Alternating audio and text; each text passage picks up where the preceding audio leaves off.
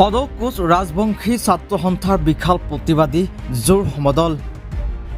প্ৰতিবাদত কঁপিছে গোলকগঞ্জত উত্তপ্ত পৰিস্থিতি।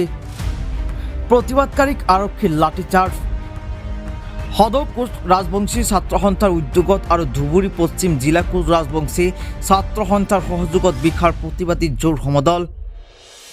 গোলকগঞ্জত কোচ ৰাজবংশী জনগোষ্ঠীৰ জনজাতিকৰণ আৰু পৃথক ক্ষমতাপুৰৰ দাবীত বিশাল প্ৰতিবাদী জোৰ সমদল কাৰ্যসূচী ৰূপায়ণ কৰে।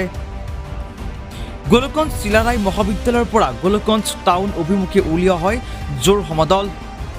সদৌ কোচ ৰাজবংশী ছাত্ৰ সন্থাই উলিওৱা প্ৰতিবাদী জোৰ সমদলত আৰক্ষীৰ বাধা।